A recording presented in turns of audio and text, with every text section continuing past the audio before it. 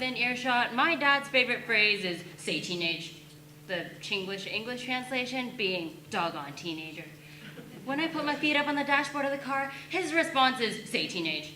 When I don't address every uncle and auntie in the house before going up to my room, it's say teenage. And if I ever talk back to my mom ever so slightly, I'm just asking for a say teenage. Don't get me wrong, my parents and I love each other, but we never really got over the whole cultural generation gap. Our differences strain our family ties. And yet at the heart of building communities and bridging continents lies the family, the building block, the element that cannot be further divided. Families have traditions, relationships, politics, finances, rules, pride, all of which are characteristics that extend into the larger families that we call our neighborhood and our nation. It's not a long stretch to say that in fixing our families by bridging the generation gap, we're taking a crucial step towards achieving the Rotary goal of building our communities and bridging our continents. My parents never really saw the point in reaching out to a generation 34 years younger than me, and I certainly saw no point reaching out to a generation 34 years older than me, but my grandma taught me otherwise. Despite the whopping 66 years separating us, my grandma built a bridge to me. My grandma never got hung up on our differences in religion, language, politics, moral values even. She was Buddhist, I was Christian. She spoke Cantonese, I spoke English.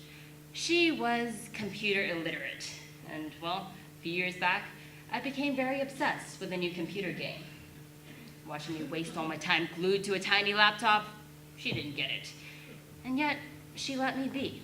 Before my parents would go out, they would give me explicit instructions to not touch my laptop. But as soon as they were out the door, my grandma would come up to me with a plate of orange slices and say, "Keep on playing. I'll keep a lookout for your parents."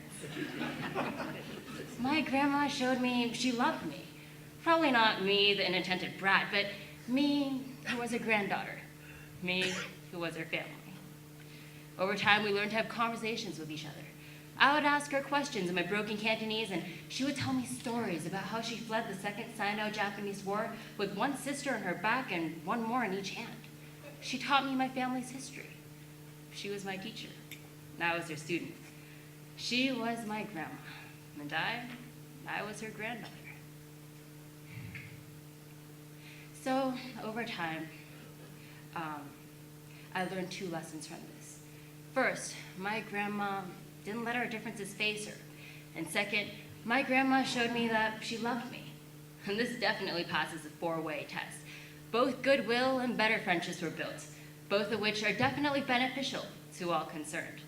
However, halfway through writing this speech, I realized that these two lessons had to be tested. I needed to bridge my own generation gap, the one between me and my parents. So following the first step, I learned to not let our differences faze me. There really is no point in trying to explain to my mom my perfectly logical reasons for not cleaning my bathroom every single day. In the long run, an extra clean bathroom never hurt anyone. And in fact, a happy mom is very beneficial to my family's stability. And following the second step, I learned to show my parents that I love them. In retrospect, my usual wrestling matches with my dad over the TV remote control weren't exactly indicative of love. Thus, I began the currently 2-week-old tradition of making breakfast for my parents on Saturday mornings. So, my parents and I get along much better now. We're less irritable, more peaceful. And I have to say, I think my grandma's philosophy works. In 2002, when I was 9, my grandmother passed away. Needless to say, I regret the time I wasted by staying in my own little bubble, and I wish I could have taken advantage of the time that we had together. Carpe diem, seize the day. Please, don't get hung up on the small differences. Show your family you love them.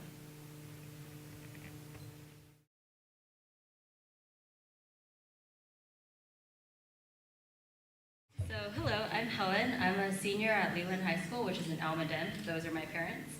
And hopefully I will be going to UPenn in nursing healthcare management, but my mom doesn't want me to go because it's kind of crime-filled, so we'll see about that.